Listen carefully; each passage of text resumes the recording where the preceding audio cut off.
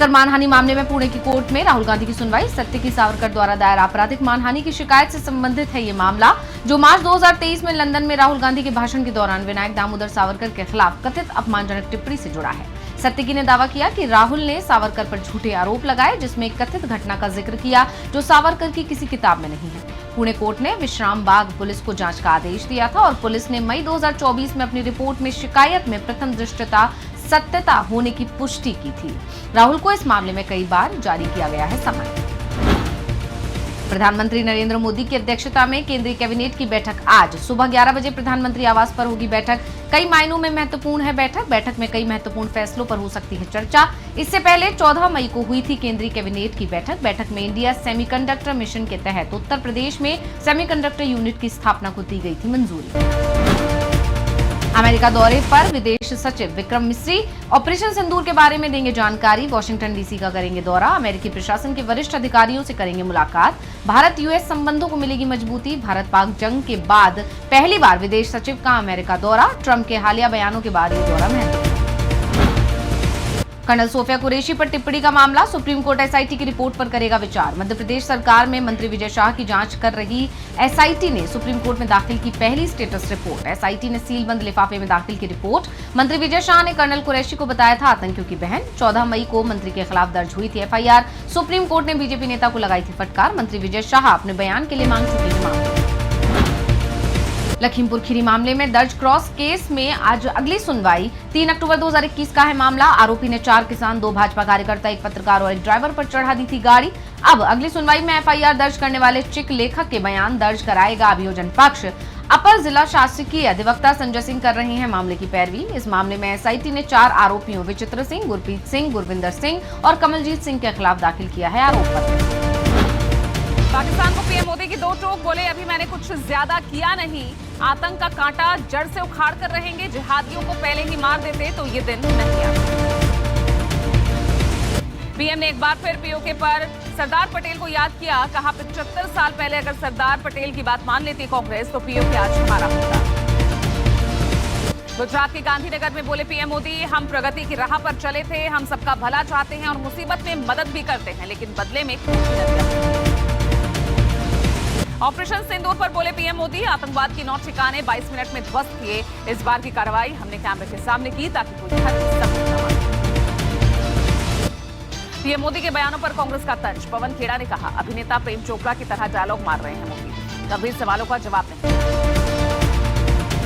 जम्मू कश्मीर के पहलगाम में अब्दुल्ला कैबिनेट ने की बैठक। सीएम उमर अब्दुल्ला समेत कई मंत्री रहे मौजूद। पर्यटन को बढ़ावा देने के लिए सीएम उमर ने कदम उठाया। जम्मू कश्मीर नेशनल कॉन्फ्रेंस के प्रमुख फारूक अब्दुल्ला ने कहा केंद्र सरकार ने जो डेलीगेशन भेजा वो ये संदेश भी ले जाए कि हम युद्ध नहीं अमन चाहते। राष्ट्रपति भवन में पद्म पुरस्कार समारोह, दूसरे चरण में 69 विशिष्ट लोगों को सम्मान। प्रधानमंत्री नरेंद्र मोदी की अध्यक्षता में केंद्रीय कैबिनेट, सीसीएस और सीसीईए की आज अहम मीटिंग सुबह 11 बजे प्रधानमंत्री आवास में बुलाई। पोलावरम परियोजना को लेकर प्रधानमंत्री मोदी आज करेंगे उच्च स्तरीय बैठक। छत्तीसगढ़ सहित 4 राज्यों के मुख्यमंत्रियों के साथ बैठक में छत्तीसगढ़, ओडिशा, आंध्र प्रदेश, तेलंगाना के मुख्यमंत्री, उनके जल संसाधन मंत्री और वरिष्ठ अधिकारी शामिल।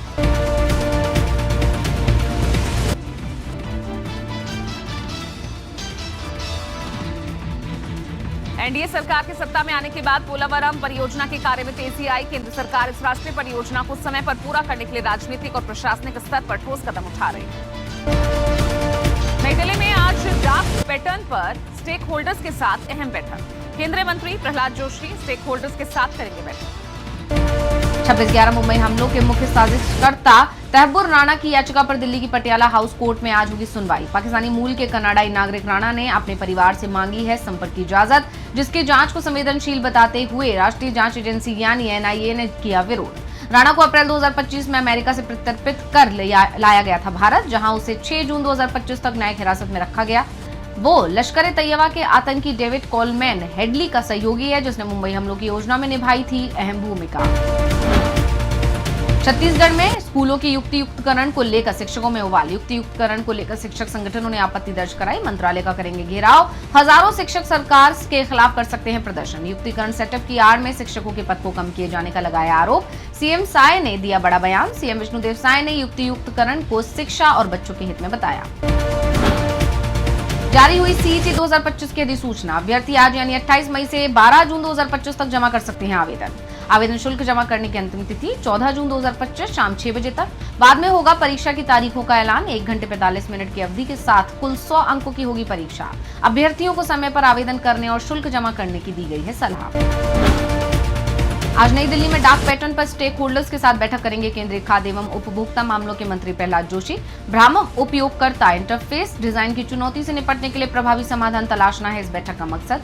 बैठक में अमेजन, फ्लिपकार्ट, स्विगी, जोमेटो, ओला, उबर, टाटा जैसे प्रमुख ई कॉमर्स प्लेटफॉर्म होंगे शामिल, जो खाद्य, यात्रा, सौंदर्य प्रसाधन, फार्मेसी, खुदरा, वस्त्र और इलेक्ट्रॉनिक्स क्षेत्रों का करेंगे प्रतिनिधित्व। प्रमुख उद्योग संगठन, स्वैच्छिक उपभोक्ता संगठन बीसीओ और राष्ट्रीय विधि विश्वविद्यालय एनएलयू भी सक्रिय रूप से लेंगे भाग। आज उत्तर भारत में दिल्ली, पंजाब, हरियाणा और उत्तर प्रदेश में की बारिश और धूल भरी आंधी की संभावना।